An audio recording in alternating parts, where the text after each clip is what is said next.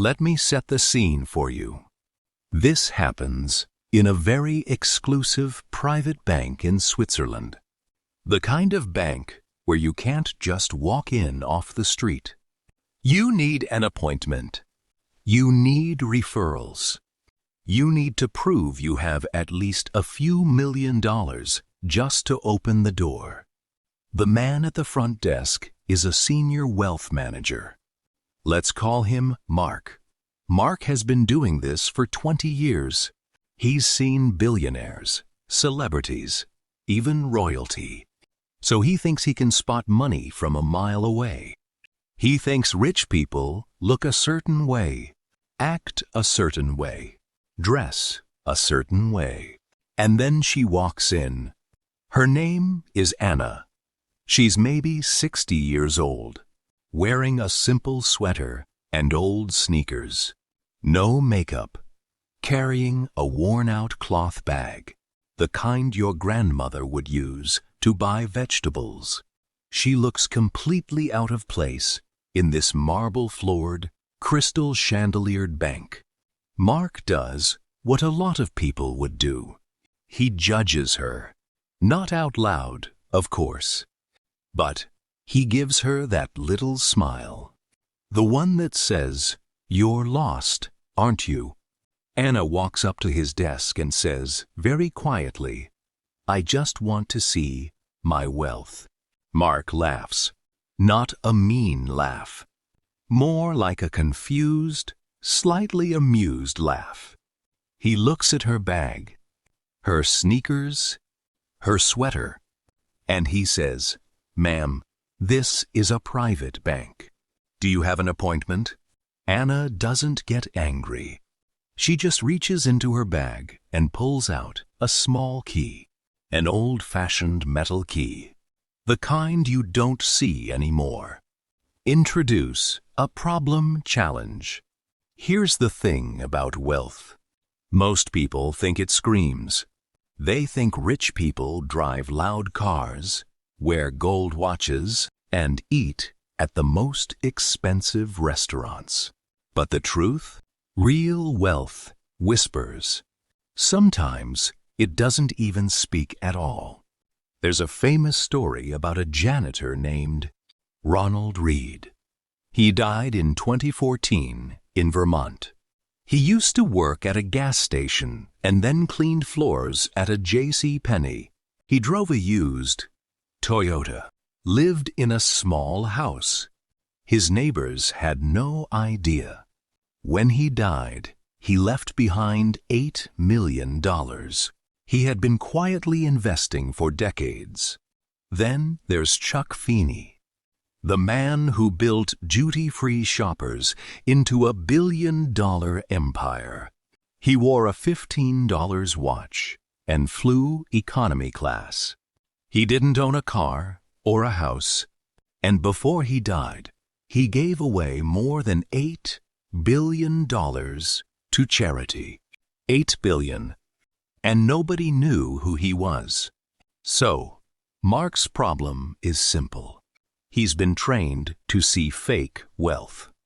Expensive suits, flashy cars, big talk, but he's never learned to see real wealth.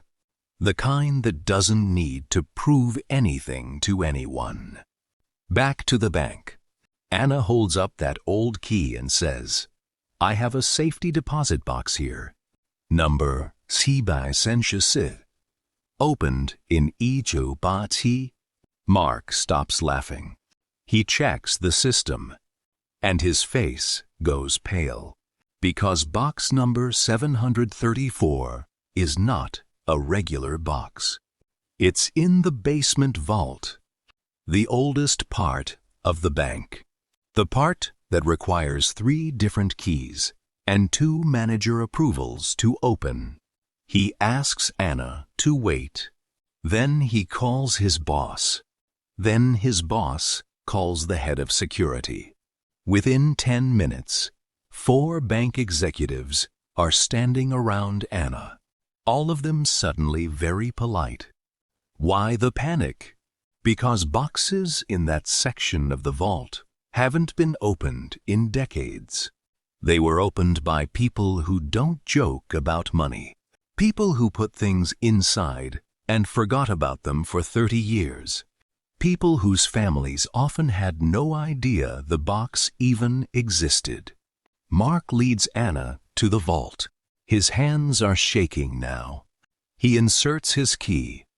She inserts hers. They turn them together. The heavy door opens. Inside is not gold, not cash, not diamonds. Inside are papers, old stock certificates, bond documents, a handwritten will, and a letter from a law firm in London that closed its doors in 1995. Mark doesn't know what he's looking at, but Anna does. She pulls out her phone, calls a number, and says 3 words. It's time. Climax, key moment. 20 minutes later, a car pulls up.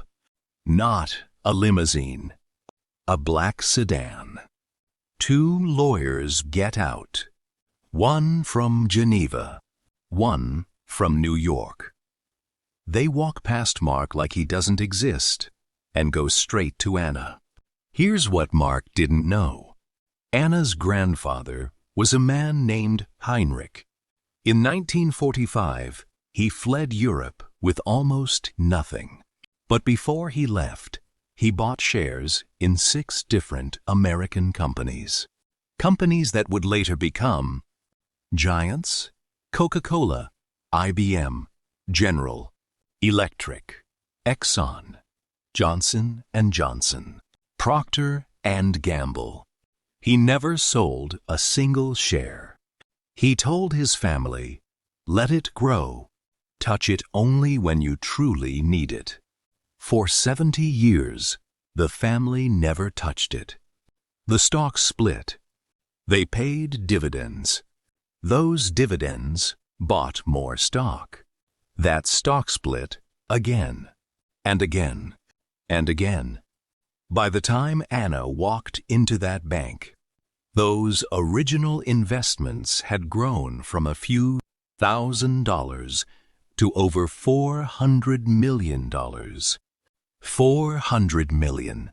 And nobody knew. Not the bank, not the government, not even Anna's own children, until that morning. The lawyers explained this to Mark while Anna sits quietly, drinking a glass of water. Mark's boss is now begging Anna to move the assets into their wealth management division, offering her a private office, a personal assistant, anything. Anna looks at him and says, "I just wanted to see my wealth. That's all." So what's the lesson here? It's not about stocks or old safety deposit boxes. It's about judgment. Mark laughed because Anna didn't look rich. He laughed because she didn't fit his picture of success. And that laugh almost cost his bank a $400 million client. The richest people in the world often don't look rich. Warren Buffett still lives in the same house he bought in Ijuwuba for $31,000. He drives himself to work. He eats at McDonald's. He's worth over $100 billion. The creator of Zara, Amancio Ortega, dresses like a regular grandfather.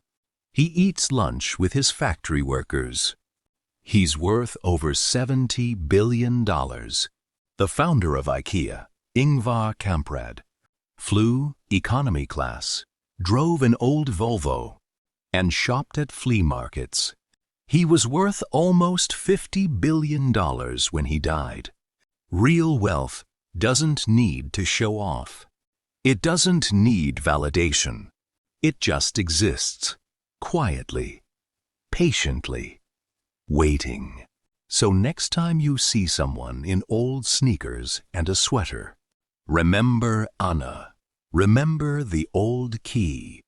And remember that the person you're about to laugh at might just own the building you're standing in.